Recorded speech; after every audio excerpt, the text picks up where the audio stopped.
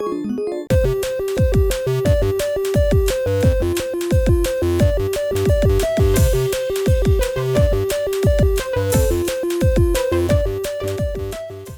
right, guys, so I happened to be working up in Northern Virginia the other day. I was at an off-site for my job, going through some training, and I looked down on my map and I was like, where can I go to get my game fix on? And I was really urging to play some pinball the other day. And not only was I urging to play pinball, but I was wanting to play a specific pinball, and that is the new Sterns Jaws. Now, there's been a lot of hype about this game. You know, it's the new Keith Elwin title that's out there. You know, Keith coming off of Godzilla, you know, which is arguably one of the most sought after, highly respected Stern titles in the last few years. And he's really in a lot of buzz as far as pinball game designers go. So I looked at the map, I checked it out, and right by where I was in Northern Virginia, we have a place called Ocelot Brewing Company. Now, in addition to being a great craft beer destination, Ocelot also boasts a pretty nice pinball room that they have with about 19 titles. They have one arcade game there on site, which is the Namco Miss Pac-Man Galaga 20-year reunion cab. But that's not what I was going there for. Like on this specific adventure, I was specifically seeking out to go play pinball and get my pinball fix on. So I'd like you guys to sit back, relax, and check out and see what it is that Ocelot Brewing Company has if you were looking to get your pinball fix on, and we'll see you guys in a little bit. So right after you come into the main area, which is off to the left of the Christmas tree and the golden tee that they have over here, and you head down this hallway, it empties into the back room here, and like I said, they got about 19 pins on site, many of which are the current modern Sterns titles, like you've got James Bond, Deadpool, Jurassic Park, Stranger Things. There's the Jaws that I came here to find. Now this is a Jaws Pro. You know, it's Keith Elwin's newest game. You know, everybody's talking about it. They've got the Sega Godzilla right next to Keith Elwin's other standout title, which is Sterns Godzilla, next to Venom, Foo Fighters, and the Beatles. And then right on the very end here, we've got Pirates of the Caribbean. Now, I had never actually played this before, and I immediately fell in love with this one. They do have one video game on site, which is the Reunion Cab, the Pac-Man and Galaga. And then across the room the other way, we have Rush. Right next to Rush, here it is, guys, Jim Henson's Labyrinth. This game is absolutely incredible. You talk about a world under glass. You know, I did not know that this was going to be here. I was beyond pleasantly surprised to find it. I spent a bunch of time playing it, and this thing is a masterpiece, is all I can say. The art on it, everything under the glass, the way it shoots, the way it plays. I think my only criticism is that as far as like the background music, that was the only thing that wasn't really doing it for me. But other than that, it's a fantastic pin.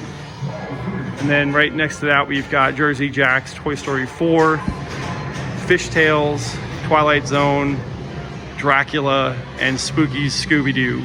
So some really, really good classic titles like Twilight Zone and Fishtails, and then all of the modern ones that everybody's kind of on the lookout for right now.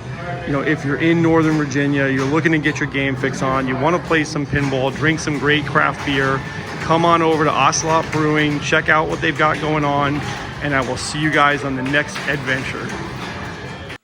All right, guys, well, I really hope that you enjoyed Ocelot Brewing Company. If you're in the area, you're wanting to play pinball, they do offer league nights.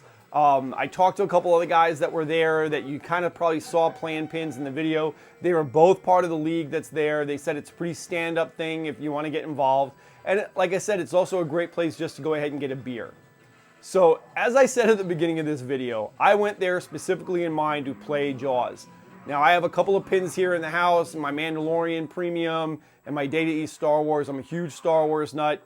But recently, like as all the hype leading up to Jaws was happening, this is a theme and title that I identify with the franchise and I really enjoy it, and I've seriously been considering getting this pin.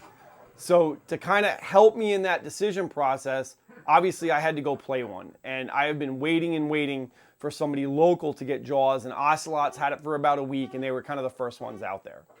So as you saw in the video, it's a pro model that they have. Like I've been considering the premium, but the cost difference between the pro and the premium is close to $3,000.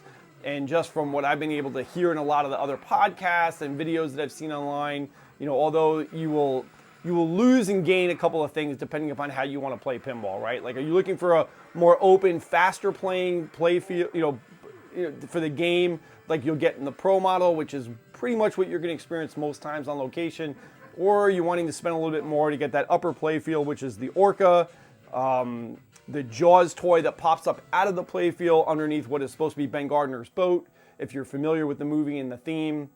And that's really like the major differences, at least that I noticed.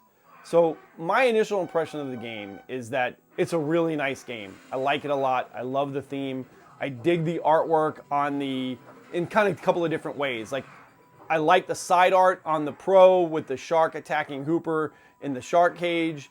I'm really not a huge fan of the artwork on the premium because it's that backward looking view of Brody, and understandably, if you've been following the development of Jaws, there were licensing issues that they had with the Roy Scheider estate, not being able to get his likenesses, you know, for the art on the game, but they could use screenshots from the movie. So what I did notice in that regard as I played the pro model, if you're getting hung up on the idea of Brody not being in the game, he is prominently in the game, especially with all the movie cutscenes that you'll wind up seeing. So that kind of belayed some of the not the stress, but the concern I was having if I decide to pursue this title. So Brody is plenty much in the game. Don't get hung up on the fact that he's not on the play field with Quint and Hooper. But again, I like the art on the pro model for the cabinet better than I liked it on the premium. I like the translite on the pro and the LE better than I liked the translite art on the premium.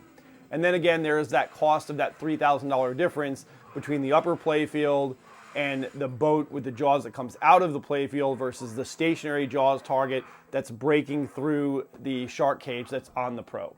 So with all of that said, what did I think of the game? I like the game. As I said, it was great. I think it's a very good rendition of the franchise as a whole. Now, will I actually buy it? I need to still play the premium, I think.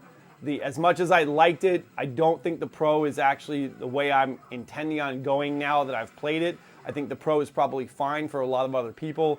It just didn't do it for me, even though leading up to playing it the last several weeks, I've been trying to rationalize it in my head from saving money as well as availability. Should I go down the road of the Pro? So for me personally, I believe I've written the Pro out as a consideration. And now I need to play the premium to see how I feel about that. Now, if I had to make a decision today, I think I would probably hold off on buying that title just for me personally. I will definitely play it if I see it on location. I'll happily drop $1 or a token or a credit, like whatever that model is, and I will play it. I just don't know if it actually did what I was hoping it was going to do to convince me that I would actually buy it. So that's just my personal opinion of kind of where I'm at with it. Now, the other title that was there at Ocelot that you probably saw in the video that I was not expecting to play was Labyrinth. I didn't even know they had it there. When I called over to check on the status of Jaws and asked if they had it, I didn't even consider asking them whether or not they had Labyrinth in, and I was pleasantly surprised to find it there. So Labyrinth, if those of you who have not had a chance to play it, you know, this is the new title that came out from Barrels of Fun Pinball this past year. Very unexpected company, also unexpected title. If I've seen that movie 5 times throughout my lifetime, that's probably 2 more times than I've really seen it. I couldn't cite a single quote from the movie or tell you anything about it other than the fact that David Bowie was in it. So I really have no investiture like in the game or nostalgia for the movie because it just didn't like do a lot for me when I was younger. With that said, I felt the game is a masterpiece. Barrels of Fun blew it out of the water with this title. When you talk about a world under glass and you see what it is that they have done with the sculpts and the artwork and the wireforms and the ramp shots and the way the game flows, like regardless of theme or title, I thought it was a beautiful machine. I actually wound up playing more Labyrinth than I did playing Jaws, which was the game that I actually went there to play, much to my surprise. I think the only thing I would say didn't do it for me with Labyrinth was the music. And now that may have also been a result that I'm a crappy pinball player and I didn't get far enough into the game but the music is very whimsical, kind of fairy-esque, you know, that fantasy style that you would expect, I guess, from the movie Labyrinth. So to me, it wasn't like up-tempo enough. It didn't like raise my anxiety as I was progressing through play. But everything else about this game, like the hidden like puppets that come out as different things get triggered, like the way the sculpts react and the roof comes off and stuff comes at them, like, man, like the game was just, as far as I was concerned, it was perfect. That is a game I would want to consider buying for my collection. So again, kind of an impromptu Kapows Arcade Adventure.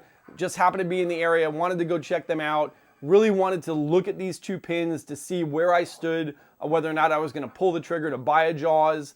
And then got very surprised with the opportunity to play Labyrinth that they had on site. And then there was a couple of other pins that I had never played before that I equally enjoyed playing as well. So if you're in the Northern Virginia area, whether you're here permanently, you're visiting for work, or you're traveling through, you're looking to get your game fix on and play some pinball, please head on over to Ocelot Brewing Company, grab yourself a beer, go ahead and purchase your token card, you know, at the machine in the back, and get your game fix on and play some great pinball.